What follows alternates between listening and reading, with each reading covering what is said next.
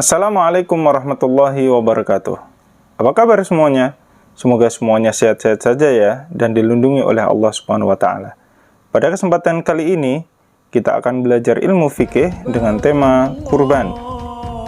Bersama saya Arif Rahmatullah Jamil. Tahukah kalian apa itu kurban? Kurban menurut bahasa berasal dari kata koruba yang berarti dekat.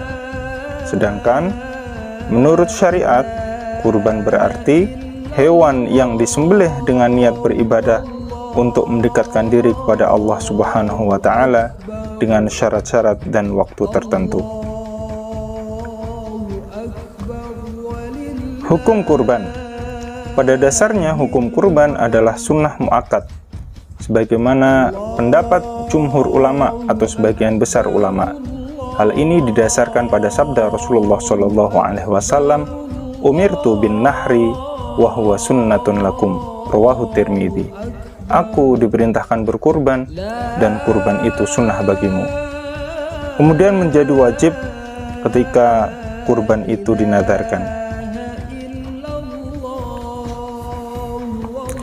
Latar belakang terjadinya ibadah kurban adalah kisah Nabi Ibrahim dan Nabi Ismail yang mentaati perintah Allah Subhanahu wa Ta'ala, yang Allah abadikan dalam Al-Quran surat As-Saffat ayat 102 dan juga Quran surat As-Saffat ayat 106 dan 107. Waktu pelaksanaan kurban. Kurban dilaksanakan pada tanggal 10 Dzulhijjah, yaitu selesai sholat Idul Adha, dan pada hari-hari tasyrik, yaitu pada tanggal 11, 12, dan 13 Dzulhijjah.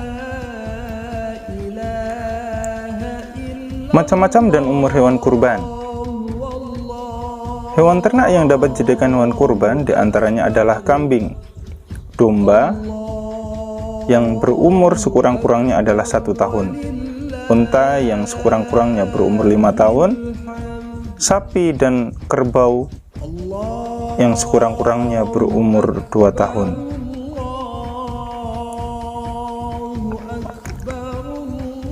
Kondisi hewan kurban atau syarat selanjutnya selain cukup umur adalah hewan kurban tersebut sehat, tidak kurus, dan tidak cacat.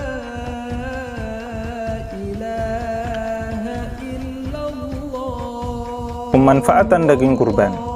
Ibadah kurban bertujuan untuk mendekatkan diri kepada Allah Subhanahu wa Ta'ala dan memperoleh keridhaannya. Selain itu, juga sebagai ibadah sosial untuk menyantuni orang-orang yang membutuhkan. Daging kurban sebaiknya diberikan kepada fakir miskin ketika masih mentah, dengan ketentuan sebagai berikut: 1/3 untuk yang berkurban dan keluarganya, 1/3 untuk fakir miskin, dan 1/3 untuk hadiah kepada masyarakat sekitar, atau boleh juga disimpan agar sewaktu-waktu bisa dimanfaatkan.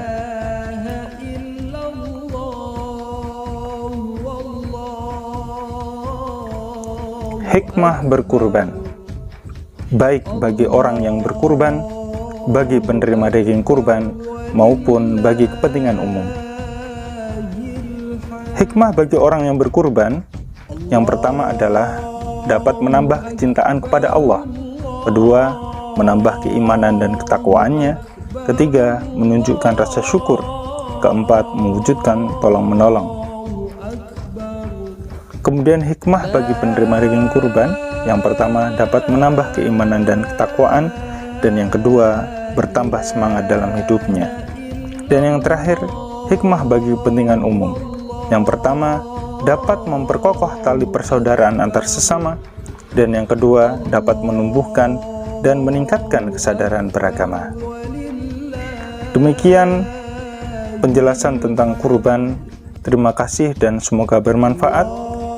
Assalamualaikum warahmatullahi wabarakatuh.